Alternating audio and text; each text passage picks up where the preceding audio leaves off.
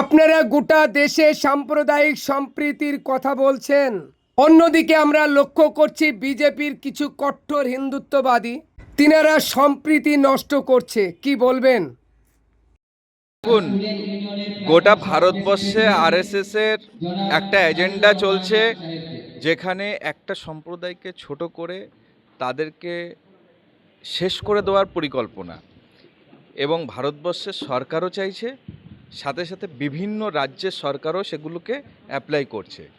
অথবা আমার এখানে একটাই বার্তা, বাংলা সম্প্রীতির বাংলা, ভ্রাতৃত্বের বাংলা, এখানে এই ধরনের চক্রান্ত চলবে না। তার কারণ হচ্ছে এ বাংলার মানুষ অতি শান্তিপূর্ণ এবং তারা সর্বদা তাদের সমাজের প্রতি তারা দায়বদ্ধতা পালন করে।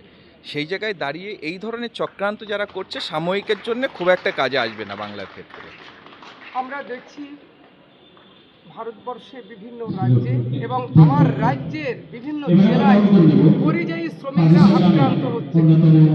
দেখুন, আমি এর আগেও বলেছি, এখনও বলছি, পশ্চিমবাংলায় 1.5 কোটি পরিযায়ী শ্রমিক আছে।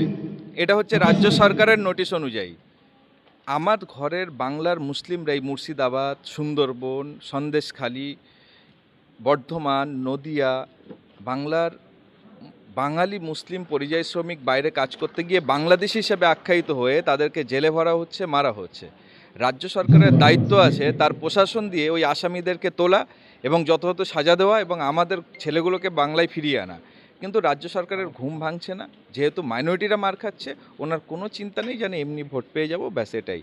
আমরা বলতে চাই যে বাংলার যেসব বাইরের পরিযায়ী শ্রমিক, হিন্দি ভাষী, গুজরাটি, তাদেরকে তাড়িয়ে দেওয়া হোক, সেই জায়গায় আমাদের বাঙালি ছেলেরা কাজ করবে, বাংলার ছেলেরা কাজ করে খাক, এটাই হচ্ছে আমাদের দাবি।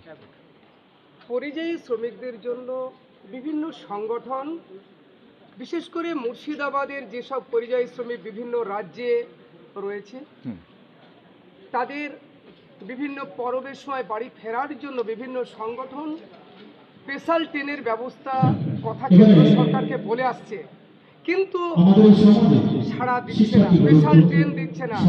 স্বাভাবিকভাবে মুর্শিদাবাদের পরিযায়ী শ্রমিকরা বাদুড় ঝুলা হয়ে চলতে চলতে আজকে দেশে ফিরছে। কি বলবেন?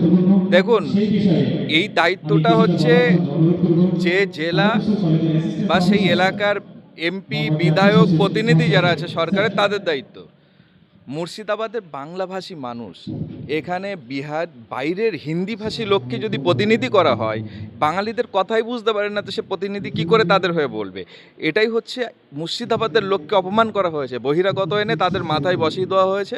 বহিরাগতর কথা শুনে তোমরা চলো, লাইফে কিচ্ছু পাবে না। এই জন্য আমরা চাই মুর্শিদাবাদের ঘরের ছেলেরা মুর্শিদাবাদের দায়িত্ব নিক, নিশ্চিতভাবে এখানকার পরিযায়ী শ্রমিক যারা বাইরে থাকে তারা সুরক্ষিত থাকবে। মাননীয় মুখ্যমন্ত্রী বলছেন দিল্লি গিয়ে ওয়াকফের আন্দোলন করতে। কি বলবেন? আমরা গিয়েছি তো দিল্লি। মুখ্যমন্ত্রী 100 দিনের কাজের টাকা কি নেন না? উনি কেন এখানে আন্দোলন করেন? ওষুধের মূল্যবৃদ্ধি হলে এখানে উনি আন্দোলন শেখাবে আমাদের? মুখ্যমন্ত্রীর চালাকি বোঝা গেছে। আরএসএস এর বি টিম হচ্ছে রাজ্যের মুখ্যমন্ত্রী, আরএসএস এর বি টিম।